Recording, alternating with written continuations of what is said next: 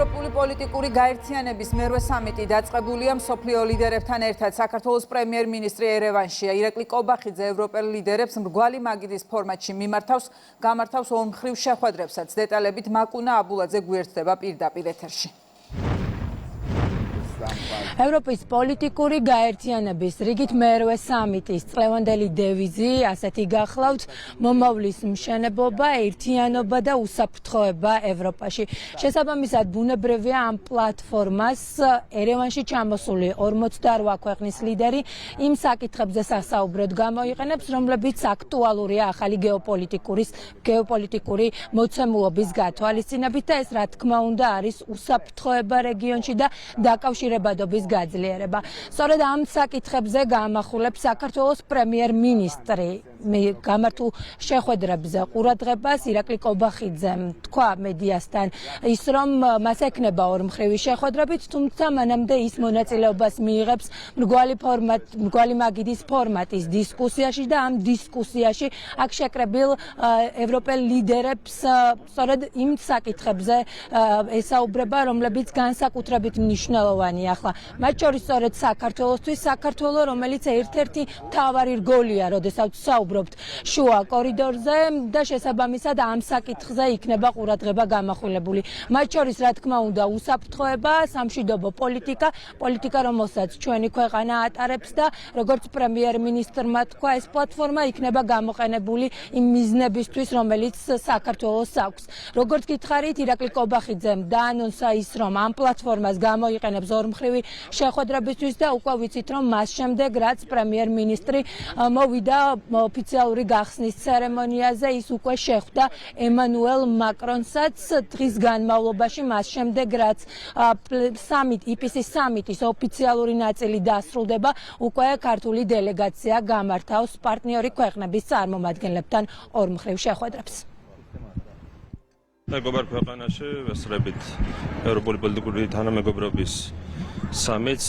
პირად მე მეხუთედ მონაწილეობ ამ ფორმატში. მრგვალი მაგიდის ფორმატში მექნება საშუალება მიმართო ევროპელ ლიდერებს, რა თქმა უნდა, ორმხრივი შეხვედრებისაც გამოვიყენებთ ამ ღონისძიებას. ამიერკავკასიისთან განსაკუთრებით საქართველოს როლი არის განსაკუთრებული. ჩვენ 7 ქვეყანას ვაკავშირებთ შავ ზღვასთან და შესაბამისად დასავლეთთან, ეკონომიკური კუთხით, სავაჭრო კუთხით და ბუნებრივია ამას გვექნება აქტიურად საუბარი. საქართველოს აქვს ძალიან დიდი მნიშვნელობა დაკავშირებადობის თვალსაზრისით ევროპისთვის. როგორც უკვე გითხარით, ერევანში 48 ქვეყნის ლიდერი არის ჩამოსული და ყველა მათგანი ახლა საუბრობს საფრთხეები, რომლებიც არსებობს ახალ გეოპოლიტიკურ მოცემულობაში. სამხრეთ კავკასიის რეგიონის და მისი ქვეყნების როლი ახლა ახალი შესაძლებლობების გათვალისწინებით ბუნებრივია ამ შესაძლებლობები უნდა გამოიყენოს ჩვენმა ქვეყანამაც, მათ შორის ევროპელი ლიდერები, ევროპული სტრუქტურების ხელმძღვანელები საუბრობენ იმის შესახებ, რომ უნდა შემცირდეს ზედმეტი დამოკიდებულება კონკრეტულ სფეროებში და ყურადღება გამახვილებულია ენერგო უსაფრთხოებასა და დამოკიდებულებაზე.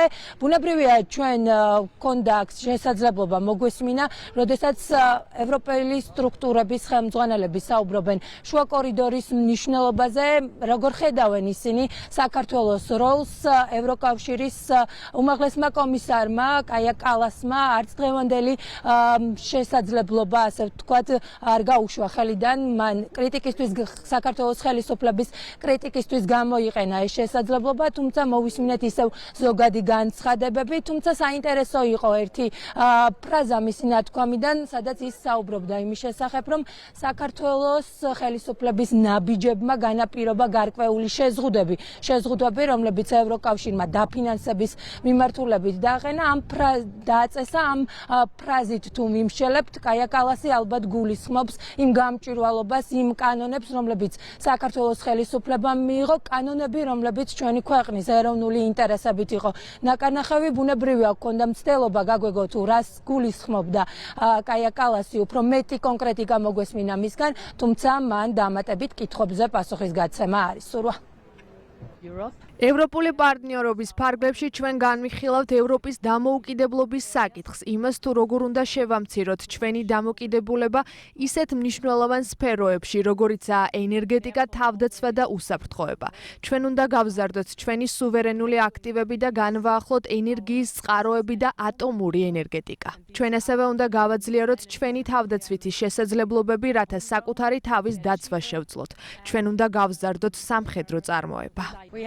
მოხარული ვარ, რომ სომხეთში ვიმყოფები. ჩვენ გვაქვს ევროპის პოლიტიკური საზოგადოების შეხვედრა და ეს არ არის მხოლოდ გეოგრაფია. ეს არის ღირებულებები და პრინციპები. ამ სამიტის ერევანში ჩატარება კიდევ ერთი გამოხატულებაა იმის, თუ რაოდენ მნიშვნელოვანია ჩვენთვის სამხრეთ კავკასია, განსაკუთრებით ახლო აღმოსავლეთის მოვლენების ფონზე. თუ ჩვენ შევხედავთ გეოგრაფიას, ვნახავთ, რა ქვეყნებია ამ რეგიონში. რა თქმა უნდა, დღის წესრიგშია საქართველოც, რომლის ხელისუფლებაც არ დგამს ნაბიჯებს, რომლებიც შეესაბამება მათ განცხადებებს ევროკავშირში გაწევრიანების სურვილთან დაკავშირებით და არასწორი მიმართულებით მიდის. ეს ასევე გვაძლევს შეზღუდვებს, მაგალითად დაფინანსების გამოყოფასთან დაკავშირებით.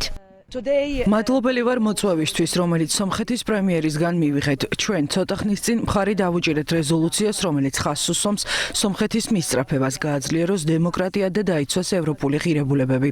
ასევე მივესალმები იმ ფაქტს, რომ დღეს აქ ჩვენთან ერთად კანადის პრემიერიც იმყოფება. ჩვენ დღეს ვიმსჯელებთ იმაზე, თუ როგორ გავაღრმავოთ ჩვენი პარტნიორობა და გავაძლიეროთ ჩვენი ალიანსი. ჩვენ განვიხილავთ ასევე დეზინფორმაციასთან ბრძოლის საკითხს, რაც დემოკრატიისთვის დიდ საფრთხეს წარმოადგენს. ევროპის პოლიტიკური გაერთიანების რიგით მერვე სამიტი იმართება და ახლა ერევანში საქართველოს პრემიერ-მინისტრი უკვე მეხუთედ იღებს მონაწილეობას ამ სამიტში. როგორც უკვე გითხარით, მთავარი საუბრის თემა არის ახლა ევროპის რეგიონში შექმნილი ვითარება და რა როლი აქვს სამხრეთ კავკასიის ქვეყნებს, მათ შორის სწორედ შუა კორიდორზე იქნება ყურადღება გამახვილებული და ამ კონტექსტში ცხადია საქართველოს როლიც განსაკუთრებით მნიშვნელოვანია. ძალიან ბევრი ლიდერი არის ჩამოსული სომხეთის დედაქალაქში, მათ შორის სტუმრებს შორის პირველად წელს მოწვეულია კანადის პრემიერ-მინისტრი, საქართველოს პრემიერ-მინისტრი მსოფლიო ლიდერებს შორის იმყოფება ერევანში. ის უკვე ესწრება IPC სამიტის ოფიციალურ გახსნას და უფრო მეტი დეტალი გვეცოდინება მას შემდეგ, როდესაც სამიტის ოფიციალური გახსნის ნაწილი დასრულდება, გაიმართება მრგვალი მაგიდის ფორმატის დისკუსია და რა გზავნილები ექნება ევროპელ ლიდერებს ამ მნიშვნელოვან საკითხებთან დაკავშირებით ერევნიდან. ეს სწორედ ოფიციალური ღონისძიებების დასრულების შემდეგ გახდება ცნობილი. პირდაპირ ეთერში მაკუნა აბულაძე საუბრობდა.